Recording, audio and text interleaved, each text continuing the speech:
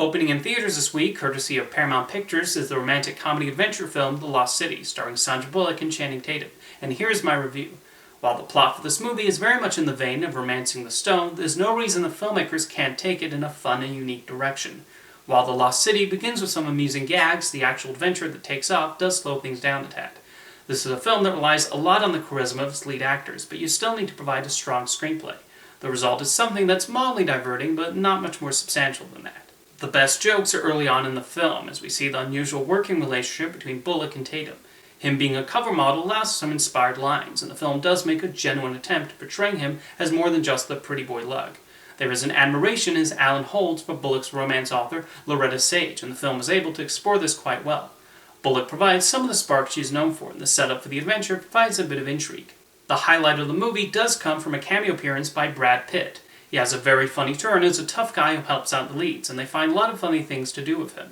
Him and Tatum share some funny moments, and he gets a great action sequence. However, once he vanishes from the movie, The Lost City loses that zap of energy, and the two leads are left alone to carry the film. They get some humorous banter here and there and a bit of character building, but they're otherwise not given a lot to work with. It gets rather tiring watching them in the same jungle location trying to survive. The adventure aspects also underwhelm, as those take over the comedic element of the movie. It goes from being a breezy parody to a not particularly compelling jungle adventure. The hour and 52-minute runtime is felt, especially when they pad things with a few unnecessary scenes featuring Loretta's publicist. Even Daniel Radcliffe, who starts out kind of fun as the villain, eventually descends into a generic antagonist.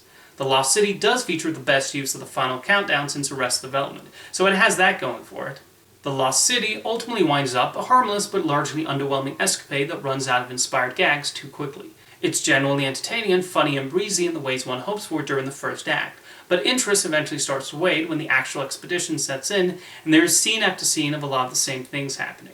Sandra Bullock, Channing Tatum, and Daniel Radcliffe are trying their best to heighten the material, but there's only so much you can do with the story they've been handed, especially when it's so easy to make the comparison to the likes of Romancing the Stone or even last year's Jungle Cruise.